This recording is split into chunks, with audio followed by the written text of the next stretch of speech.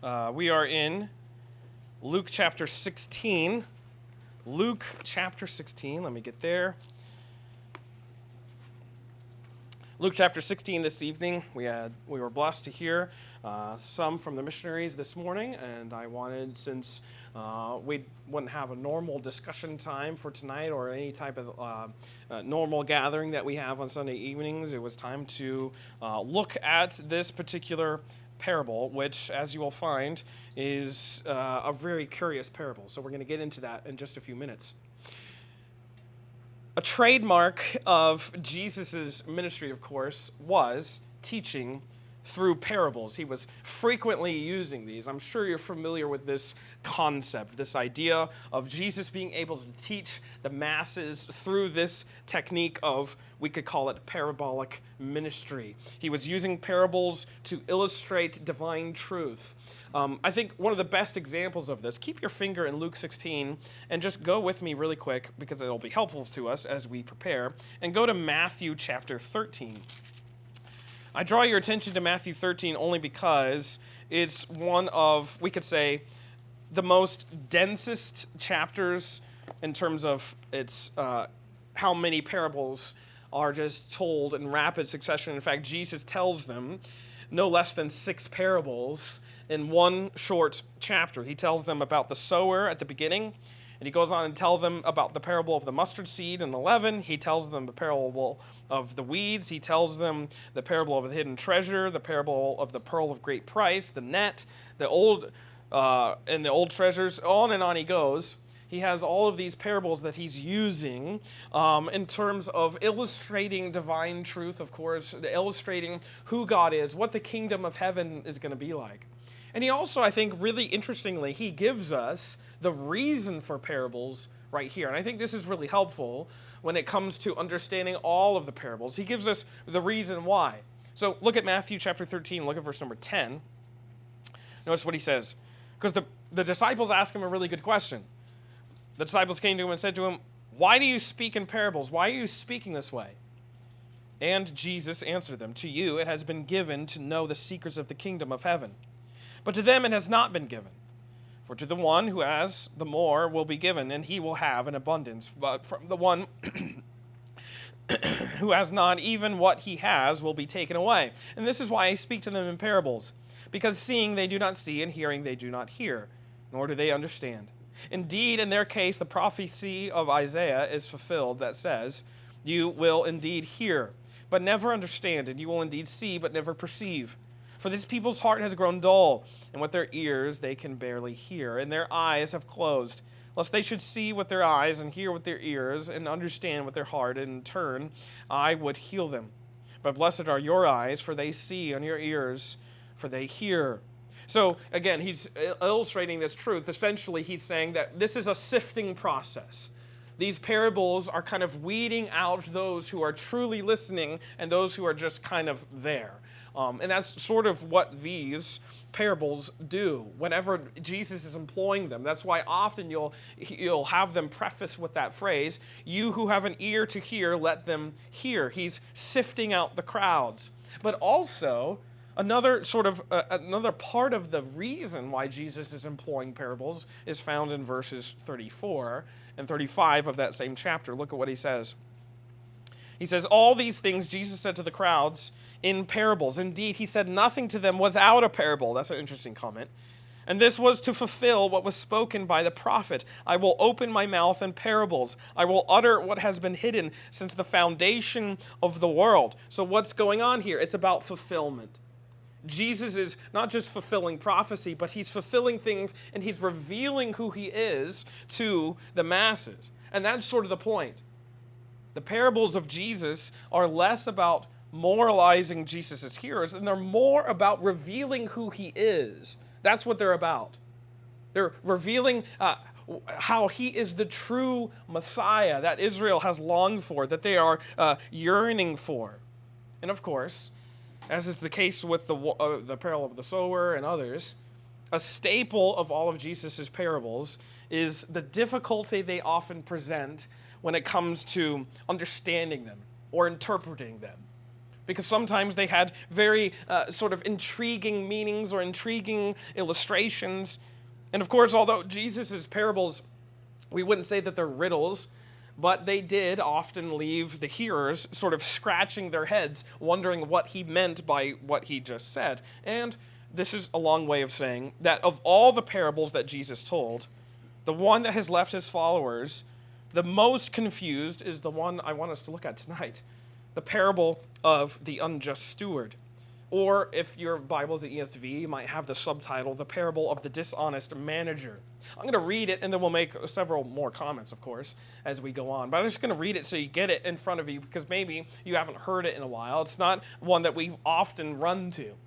Notice what it says. I'm going to read down through verse 8, so verse 1 through 8 of chapter 16. This is Jesus. He says, "He also said to the disciples, 'There was a rich man who had a manager, and charges were brought to him that this man was wasting his possessions.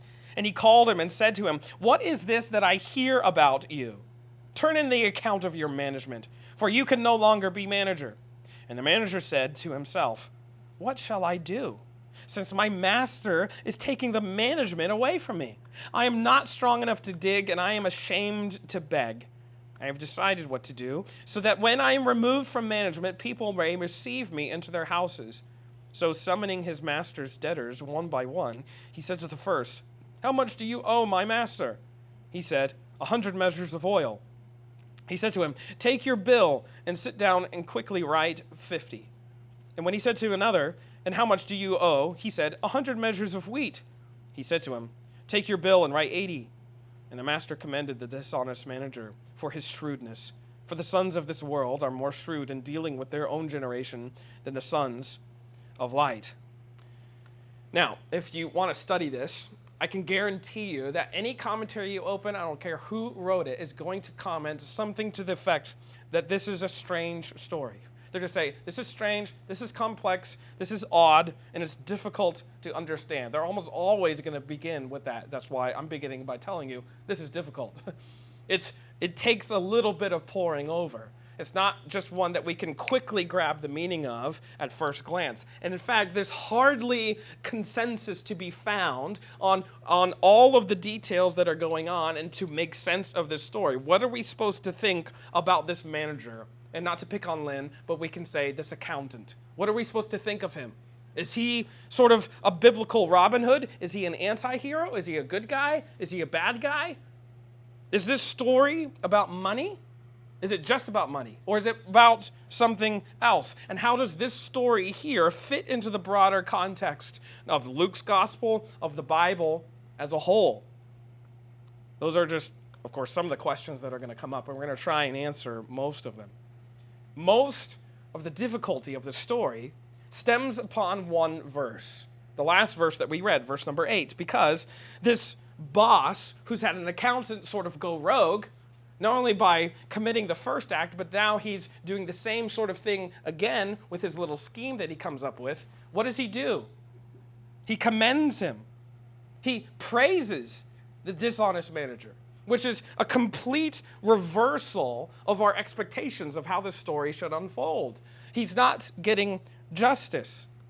Because if you remove that verse, based upon what Jesus says next, he talks about not loving mammon. You can't serve two gods. That's that very famous portion in verses 10 through 13. You can't serve God and mammon. You have to be faithful in little, and you'll be faithful in much. All those sorts of things. If you remove verse 8, this would be a very simple passage. It's talking about the honest use of wealth, which of course is here, as we're going to see.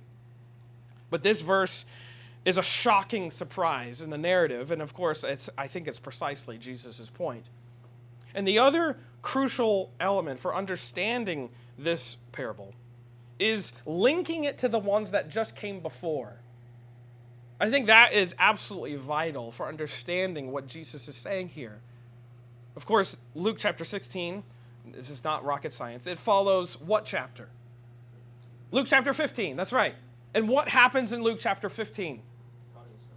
Prodigal son, the parable of the prodigal son. And before that, the parable of the lost coin. And before that, the parable of the lost sheep. Oftenly referred to as the most famous trilogy of parables We preached on it several months ago. We termed it the parables of grace. This is a trio of parables that Jesus tells that is really emphasizing the grace that Jesus has come to embody, the grace that Jesus comes to embody as he recovers those who are lost. And it's important that we notice that at the beginning of at the beginning of chapter 16, verse 1, it says, he also said. Which is just to say that this little brief phrase serves to bridge all of those more famous parables with this one. These are parables that go together. This is all occurring in the same teaching moment. You could almost bracket off this section with verses 1 and 2 of chapter 15 with verse 14 of chapter 16. These are all things that are being said during this exchange. As sinners, as it says in verse number 1 of chapter 15, as tax collectors and sinners are gathering near him, and these scribes and these Pharisees are grumbling. This is all happening in that same moment. Which is also to say that we can't understand this parable unless we understand this context. We can't divorce it from that. And of course, as you probably know, this is why it's sometimes unhelpful to section off the Bible in chapters and chunks and verses. Of course, they're helpful for us because I can tell you, turn to Luke 15, chapter 15, verse 1, and you know where I'm finding it. Imagine going back in the day. You find the scroll, and it takes a little while to find I'm at the scroll where he says, now the tax collectors. And you have to wait probably 5 minutes, as maybe they don't have personal scrolls back then. They just had to, imagine we're all opening our scrolls trying to find the exact spot. It would be very inefficient use of our time. So it's helpful for us. It's helpful for teaching. We use Bible verse references and chapter markers for teaching, for understanding many times scenes that are happening. But I think oftentimes they can be unhelpful if we only understand the Bible in bite-sized chunks. That let me take my chunk here, and let me take this little nugget here, let me take this little thing, because all of this goes together. This is one big scene where Jesus is talking to tax collectors and sinners and Pharisees and scribes, and he's revealing something amazingly profound about who he is and the grace that he has come to dispense. And this is also helpful, as we're going to get to in a minute, because it helps us understand that the Bible is not just a loosely compiled collection of stories. Of course, we've talked about that several times. This is a divinely preserved word. It's a book of revelation. It's been composed and preserved by God and his Spirit, which is just to say that there is a reason that Luke composed his gospel in the way that he did. He didn't just come up with stuff willy-nilly. There's a reason why Luke's gospel is different from Matthew's and Mark's, even though they have a lot of the same stories. Matthew, Mark, and Luke are often called the synoptic gospels for that precise reason. They cover a lot of the same ground. They have a lot of the same accounts and stories and illustrations. John is over there. He's doing his own thing. But Matthew, Mark, and Luke, they often have a lot of similarities, and yet they're different. Why? Well, because each one of them was inspired by the Holy Spirit to sort of write a narrative that understands who Jesus is, how he's revealing himself to the masses, and it's slightly different. Again, we've used this analogy before. It's like a diamond, and you turn it, and there's a new face that refracts all kinds of light. And the more you turn it, the more beautiful it gets. And all these faces of a diamond make up this one beautiful gem, this one beautiful precious stone. That's sort of like the Gospels. Different faces on a diamond, revealing who Jesus is. So, of course, it's not blind chance that led Luke to put this passage here. It wasn't just out of his brain. It wasn't just happenstance. They go together. And, of course, the big question we have to ask is, well, how? How do these stories relate to one another? How does a trilogy of parables that convey such grace, and it's easy to see it. It's so easy to see the grace of the shepherd and the grace of the woman looking for the lost coin and the grace of the father as he embraces a son and he goes outside the party to try and convince the other son to come back in. How do those stories connect to this story about seemingly the proper use of money? How do those go together? Well, this is what I'm hoping to have us see tonight as we really take an extended look at this parable in particular and many of the ways that it's been interpreted. And what I want us to see is we don't have to avoid this. There was some scholars that you can read them that they make sort of arguments that this is kind of not really original to Luke's gospel. They're trying to get around it. We don't need to avoid it in that way. We can understand it exactly for what it is as it talks about stewardship and also, too, the scandal of grace. And I think maybe the best place to start is kind of right there, refuting this idea that textual critics often put forward as they try to navigate the minefield that is this story. And they suggest that it's a text that's out of place. If you read some of those who want to reframe the scriptures and they want to really emphasize the human element in terms of how they are composed, that's the picture they're going to paint for you. And I've read it the last couple of weeks as I've been preparing for this. They almost paint this picture that as Luke is writing his gospel, that Luke had stacks of note cards everywhere. And he's gathering information, and he's gathering little anecdotes and stories about Jesus' life and ministry from those who were there. And maybe he did. But it's almost they paint this picture that as Luke is telling this story, he finds this note card about Jesus' teaching on wealth, and he just kind of plugs it in with no seemingly rhyme or reason for it. He's just kind of, well, this kind of makes sense because he's talking about this, and I'll just kind of shoehorn it in here just because.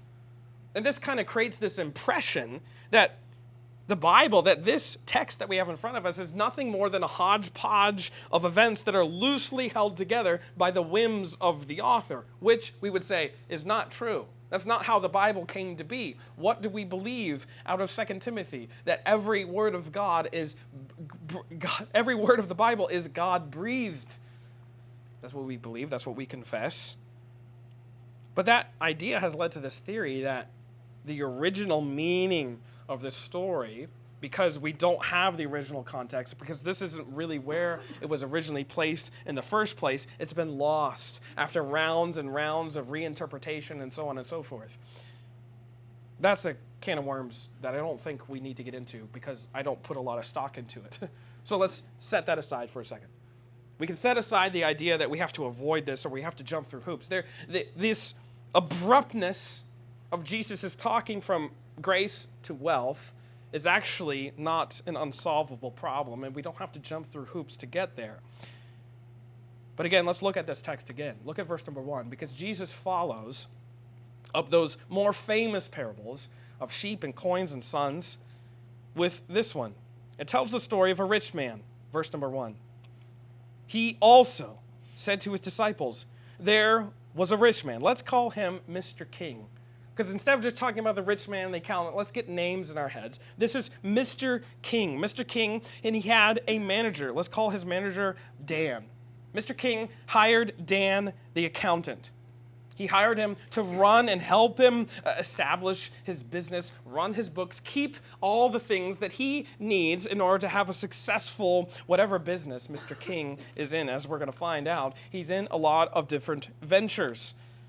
And Mr. King finds out that Dan has been accused of wasting his money. That's a really important word. Look again at verse 1. He also said to his disciples, there was a rich man, Mr. King, who had a manager, Dan, and charges were brought to Mr. King that Dan was wasting his possessions. Literally, the word wasting means to scatter. It means to disperse. It's almost like you can picture that we often have in our mind's eye about the parable of the sower where he's throwing seed. That's the same word. He's scattering the rich man's money. He's scattering Mr. King's money. But it's interestingly enough, it's also the same word that's found in chapter 15. Look at chapter 15, look at verse 13, where it says, not many days later, the young son gathered all that he had and took a journey into a far country, and there he squandered, same word, wasted, squandered his property in reckless living, which is just another further connection between the two chapters. He's using the same word that he just used a few moments ago. Our impression, if we want to put this in a modern context, Dan is embezzling money.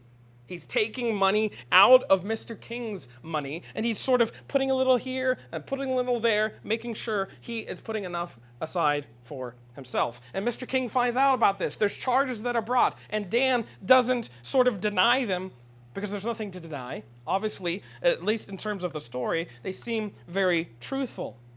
Mr. King finds them. He finds out about Dan's embezzling scheme, and immediately summons Dan to turn in his books. Look at verse number 2. And he, that's Mr. King, called Dan and said to him, "What is this I hear about you? Turn in the account of your management, for you can no longer be manager." So Dan, he's a crooked accountant. That's a very rare thing, isn't it, Lynn? He's a crooked accountant, and he's made a habit of sort of cooking the books for himself. But his game is now up. He's being found out, and his stewardship, his role as accountant for Mr. King's business ventures, they are about to be snuffed out, about to be taken away. He's getting fired. That's essentially what's happening. And so now he's faced with this horrible decision, a veritable crisis. Dan is faced with a disgrace of what he's done, the embarrassment of being found out, and he has this moment of introspection, let's call it, to see what his next move should be. Look at verse 3 and 4. And so Dan said to himself, "What shall I do? Since my master is taking the management away from me, I am not strong enough to dig, and I am ashamed to beg." So he's self-aware enough to know that he couldn't cut it as a manual labor. He's not going to make it. If he has to go and dig trenches, he's not going to make it. He can't do it. He doesn't like the calluses on his hands or what have you. If he has to go and work a farm, oh boy, he's in big trouble. But he also knows that he is too pride. I have way too much pride to go out on the street and beg for people just to give me money. Those options, they're not really on the table. And then he has like this light bulb eureka moment.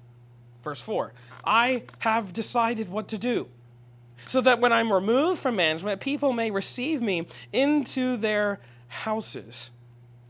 So he comes up with this scheme, Dan does, to make friends, make a bunch of friends, so that when he's fired and he's no longer getting an income, he has places to go. Maybe he's thinking, I'm going to have to find a place to crash. I'm going to have to find a place that has good food. I'm going to have to find a place that's going to be able to sustain me while I can get back onto my feet. That's his plan. And look at what his plan is. Verse 5. So summoning his master's debtors. So he summons all of Mr. King's clients one by one. He said to the first, "How much do you owe my master?" He said, 100 measures of oil. And he said to him, "Take your bill and sit down and quickly write 50. Then he said to another, "And how much do you owe?" He said, 100 measures of wheat. And he said to him, "Take your bill and write 80. So he sets up meetings. He's setting up a bunch of meetings with all of Mr. King's clients, anyone who has borrowed either money or possessions or property or commodities from Mr. King's business ventures, anyone like that. And he starts doctoring the books again. This crooked accountant, he's doing more crooked accounting. So let's call him Bob. Bob originally borrowed 100 measures of oil from Mr. King. Who knows what he's doing with it?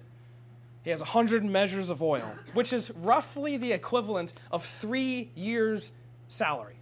Not a small amount. This is not just this is not like $20 to, go to Starbucks or something. This is 3 years of salary. But Dan decides to do what? He cuts it in half. Imagine waiting for 3 years' worth of salary for something and instead only getting 1.5. Larry borrowed 100 measures of wheat, which is equivalent, by the way, to 8 years' wages. 8 years' wages worth of this commodity, but Dan gives him a 20% discount. A little bit different for this guy, maybe. And these are just two examples of how Dan is reacting to this crisis. It's not just these are the only two. This is two examples that represent the whole, because he set up all of these client meetings. And imagine, it's safe to say that Dan's plans become very apparent as he is offering relief to some of the biggest borrowers on the client list, who were no doubt delighted to have their bills reduced. I mean, imagine your accountant comes to you, yeah, you used to owe this, now you owe this. Oh, yeah. Would you ask follow-up questions? I don't know, maybe you would. Maybe that would probably be a good thing. But these guys they didn't ask follow-up questions. They were delighted to have their bills lessened. And we could have to safely assume that Bob and Larry are now really good friends with Dan. They've had their bills lessened. I mean, you would be delighted. Now they're friends for life. Maybe, and this is not in the text, but maybe there's a little bit of blackmail there. You can say, look what you did. I'm not sure. But what do you think Mr. King is going to do once he finds out that his crooked accountant has cooked the books once again? He hasn't really stopped his ways. In fact, right before he's about to be fired, he's done some really, a lot more egregious crooked accounting. Well, he should be fired. Maybe even taken to court. Maybe even have a long drawn-out process where he gets his due justice. Of course, that's what we would expect. And then that's where we get verse number 8. Because this is where Jesus pulls the rug out from everyone listening to the story. As he says, the master, Mr. King, commended the dishonest manager for his shrewdness, for his cleverness, for his wisdom. This is one of the most subversive and surprising verses in all of the Bible, because instead of living up to and meeting our expectations of justice, this dishonest manager, he should be tried, maybe tarred and feathered for what he's done. Jesus says he's praised. He's praised, commended for his cleverness, for his shrewdness. So now we have to ask the question, what in the world do we do with this? What do we do with this little story? Some interpreters, they've tried to make Dan, the dishonest manager, somewhat of an endearing character, because they're interpreting what he did when he's cutting Bob's bill in half, cutting Larry's bill by 20%. What they say is that he's taking out his commission. So he's taking out his commission out of the bill, which sounds nice. And this is where the idea that he's almost like, he becomes like this Robin Hood character. Sounds good, but that's just not there. It's only in the imagination of the interpreters, because that's not in this text at all. A more reasonable theory, which is not totally in there, but you can kind of read the irony, is this idea that, I kind of like this, that Dan's plan involved removing Mr. King's potential profit. So imagine you had this bill, and really Mr. King, he's profiting off of this. So when Dan is cutting Bob's bill in half, he's actually cutting out the half that Mr. King would profit from, which is actually kind of interesting, because then it puts Mr. King in a bind. Because imagine, now the accountant has done this, he's come up with this scheme, and now he's made it. Now, what has he done? He's made Mr. King look really good. He's cut off Bob's bill in half. He's given Larry a 20% discount. And now they're saying, man, look at Mr. King. Look at how generous he is. So now Dan knows that he has Mr. King in a bind. Because if Mr. King wants to get his profit back, what does he have to do? He has to risk hurting his reputation. So this sort of makes this moment where Mr. King commends Dan, sort of like one of those moments of honor among thieves. So when he commends him, it's almost like, haha, well played. Well played, dishonest manager. And I can sort of buy that. This, in my mind, sort of makes the most sense, because you have this business guy and you have a crooked guy, and maybe they were in business together and they were both crooks, crooking each other. And so this well played, this commendation comes from one who knows how he just got played. And I think this is especially true, and I think this especially makes the most sense in light of Jesus' further comments, because look at what he says after this. So the master commends the dishonest manager for his shrewdness. And then he says this, for the sons of this world are more shrewd in dealing with their own generation than the sons of light. And I tell you, make friends for yourselves by means of unrighteous wealth, so that when it fails, they may receive you into the eternal dwellings. He contrasts sons of this world with sons of light. And he notes the idea that the sons of this world, unbelievers, they're often more shrewd, they're more clever, they're more adept and more wise with what they've been given than those who believe, the sons of light. And this is why Jesus says to his disciples that they would do well, he says. You would do well to, again, what does he say? Verse number 9, to make friends for yourselves by employing a similar measure of cleverness. Again, he's not condoning or endorsing unethical business practices. That's not what he's saying. He's not endorsing the crooked accountant's cooking of the books. That's not what he's doing. But what is he doing? He's condemning the stinginess of those who are in the audience, especially the religious folks. Again, chapter 15, verse 2, who's there? The scribes and the Pharisees. He's condemning the stinginess of those who we find out in verse 14 of chapter 16 are lovers of money. He's condemning the idea that they have become lovers, hoarders, penny pinchers. And this sort of sets the stage for the most common way to understand this story. The traditional application, what I think is very profound and very useful, tells us to make good use of whatever unrighteous wealth we have to our name. Unrighteous wealth being a common term for any wealth we have in a world that's full of unrighteousness. The money that we have, whether we use it for good or not, he's saying it's unrighteous because it's coming from this world that is full of unrighteousness. So make good use of what you've been given, whatever money is in your accounts, whatever talents, whatever gifts, whatever resources. And when this life fails, Jesus is saying, when it comes to an end, we will be received by the friends that we have made along the way. It's sort of the idea that use your money, give it out, use it for the advancement of the kingdom. And then when you die and you get to heaven, there's going to be those that embrace you on the other side because of the ways that you've used your resources. That's the traditional way this parable is explained. One writer, he puts it like this, just a helpful way to understand it. He says, quote, traditionally, Luke 16, 1 through 13, has been understood as portraying a steward who cheats his master, but who is commended for his wisdom, a quality to be imitated by Christ's disciples, and their use of material possessions in light of the coming kingdom. Or we could say, steward your money well here, and you'll be greeted in the eternal dwellings by those who have been rescued by it. That's sort of the way this is often explained. H.A. Ironside, you may be familiar with his commentaries. He says it like this, quote, if God has given us wealth, we should use it to his glory in spreading his gospel and in relieving distressed and suffering humanity. Another writer, I think his name is Dennis or David Mathewson, the master's praise reflects God's praise of his followers.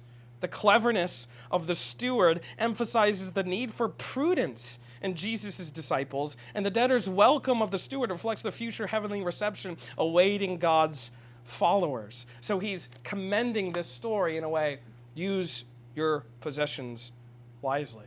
Use your resources, use your time, use your financial blessings wisely. Or we could put it in a question. If a crooked accountant knows how to plan for the future, how much more should Jesus' followers live right now in light of eternity? That's sort of the question that comes out of this. And I think this fits very well with Jesus' next section, because these are those famous words. Verse number 10. One who is faithful in a very little is also faithful in much.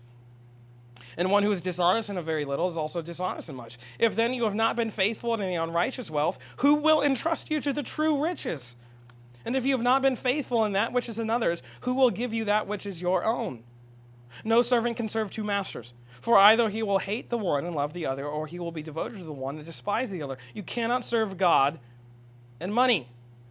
So his seeming commendation of wealth is now tempered just a little bit before any of his disciples, anyone within earshot, gets the wrong impression of what he means by make friends for yourselves by means of unrighteous wealth. Before anyone runs with that and gets the idea, look at, he's just out for money. Look at, he's saying, all of you, you just need to go and make friends for yourself through this. No, he's saying, yes, the Lord's followers should and they can use what they've been blessed with to make friends, so to speak, eternal friends. But that doesn't mean money should get an inordinate or a perverted priority in our hearts. That's why he's saying this right here. Shouldn't get first place. Money can't be first. It cannot be paramount. It cannot be the God that we serve. It cannot be the prevailing driver of our decisions. Money is a terrible master. It's a terrible deity to bow down to. It cultivates and fosters all manner of evil. It's not reductive to say that many of the world's issues and problems and conflicts, they come back to that horrible evil known as the love of money. But that also doesn't mean that money itself is evil. That's sort of Jesus' point. It all comes down to, as he's been saying right here, it comes down to faithfulness. It comes down to stewardship. Are you living faithfully with what you've been given? Are you stewarding well what has been entrusted to you? Or another question, if you can't even be trusted to steward the unrighteous wealth that you have in an unrighteous world that is here on this earth, what makes you think you can steward the eternal riches of grace? That's sort of his question there in verse number 11. And I think this theme of stewardship, or the word that is often found here, management, that allows us to, I think, understand this text the best. After all, we have to also step back. Because again, just a lesson about the proper use of money, as true as it is, isn't it still a little jarring to have that as a sequel to the trio of parables about grace? How does this connect? Even if we understand this, how is there connective tissue? What's linking them together?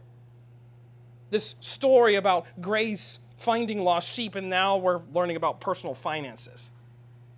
Well, of course, this is just to say that the traditional way the story is explained is very true. It's not wrong. But there's something deeper here, I think. Because this parable isn't really about a crooked accountant, and it's not just about financial planning. Of course, as you might know from me, this story is about Jesus. Jesus tells us that in Luke 24. The whole Bible's about Jesus. All the things concerning him, even this story. It's about the one who, of course, you can read the Gospels. Read John 10:20 or Matthew 11:19 or Luke 7:34. What was Jesus being called? He was being called mad or insane. Or he was the one that they called a glutton and a drunkard.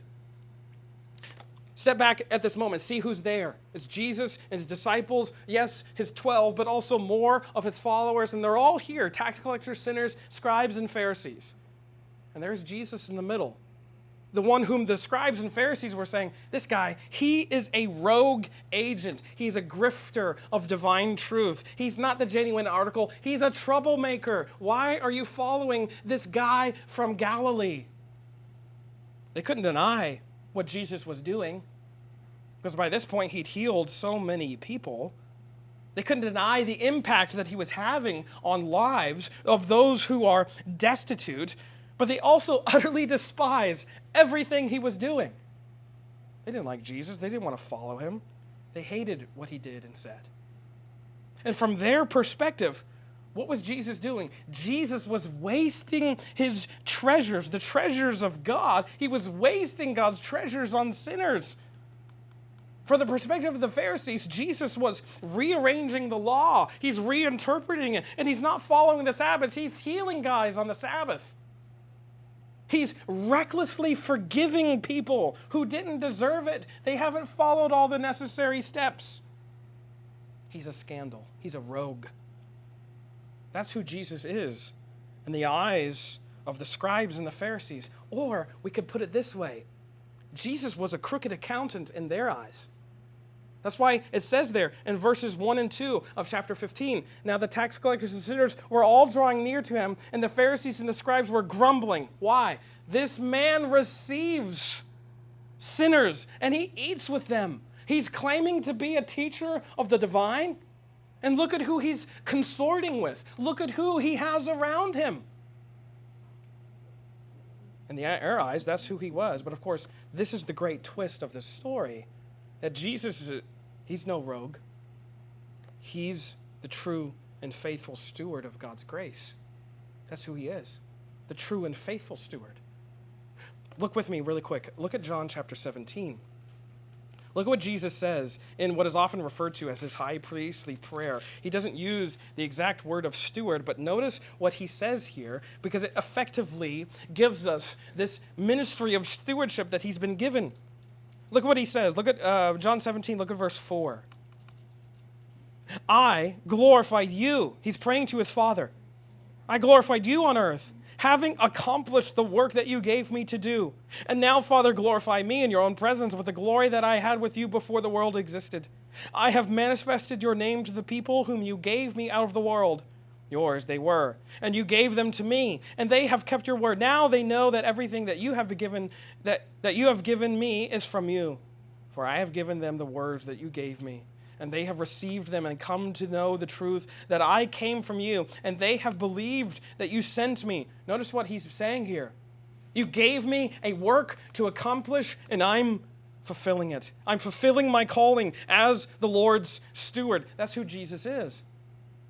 He's the one who comes and does what we could never do for ourselves, by ourselves. And I think so what's happening here is this.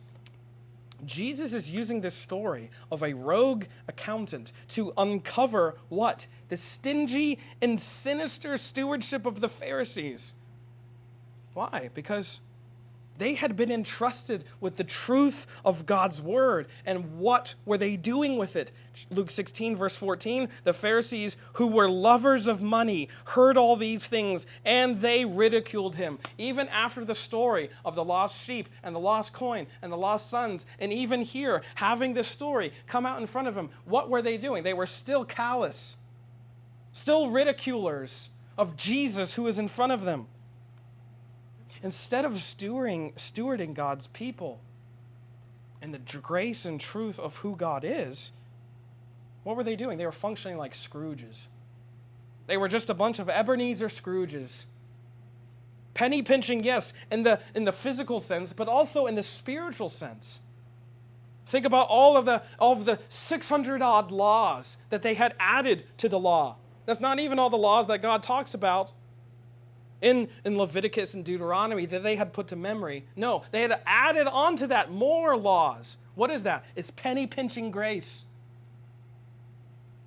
They're trying to steward, they thought, steward God's word, but they're actually making it worse. And so to this clique of tight-fisted religious types who were priding themselves on piety and prestige and having everything all put together, Jesus tells them this story, I think, to rattle their cages a little bit, sort of ruffle the feathers. That this is what grace looks like. This is what grace looks like to a bunch of stuffy, stingy penny pinchers. What looks like crooked accounting, welcoming sinners to himself, forgiving those who didn't deserve it, was actually Jesus saying, this is the stewardship of grace. This is the economy of heaven. This is grace, and his grace is true grace. It's not crooked, it's not unholy, it's holy grace, because he is the Holy One come onto this earth. And Jesus is the one who bears the loss for us. He's the one who cancels our debt. And he doesn't just give us a reduction. He doesn't just reduce our debt in half or give us a 20% discount. He's telling them that soon your debt is going to be all clear. And not fraudulently, because he's not a crooked accountant. He's not just cooking the books, but by faithfully dying in our place. Faithfully stewarding God's word and God's truth as the word in the flesh. And the Father commends this one, Jesus, the true steward, by raising him from the dead. That's what this story is. It's about this grace. It's a follow-up to the stories of grace with a grace that shocks us. It offends us. It should. It should offend our fairness, our sense of fairness, as it tears up the ledgers that we keep. Because that's what grace is. It welcomes debtors like us into the eternal dwellings. So yes, definitely, we are to be shrewd, as Jesus says, shrewd with what we have been given. Jesus tells us that. Yes, we should be faithful with what we have been entrusted. Peter has a great verse, 1 Peter 4:10, where he talks about stewarding the varied grace of God. That's our calling here. Steward what God has given you for the sake of eternity by living in light of God's kingdom. It means living in light of God's kingdom means using the resources that we have, not to amass more things, not to become hoarders with all of our possessions, not to build bigger buildings for ourselves, but to make eternal friends. That's what it means to steward God's varied grace, which we can apply in a number of ways, right? Think about what we heard this morning. Thinking about giving to missions or praying for missions or using our time, money, perhaps even participating in missions, either locally or more regionally or globally. We can live free from the tyranny of money. We don't have to bow down to that God. We don't have to worry and white knuckle our keyboards as we follow the market trends, because we don't have to bow with that God. Because our lives are not measured in possessions, but above all, what the stories are reminding us, that we can rest in Christ, the true steward, the one who is not crooked, but the one who comes in pure grace, the one who spends all of himself for your sake, just as the hymn says, Jesus paid it all. Why? So that we could spend ourselves for his. All to him I owe. After all, our future doesn't rest on our bank account, but on the one who has canceled our debt for good forever. So understanding the unjust steward is letting us see how it's almost like a photo negative of who Jesus is. Because he is the true and just steward, the true and faithful steward, the one who stewards all of God's grace and purity, and he stewards it in justice, and he stewards it in truth, and he stewards it in righteousness, which allows sinners like us, debtors like us, to be welcomed home, to be welcomed into God's family. What a delight, what a truth, what a message of good news that is. Let us pray.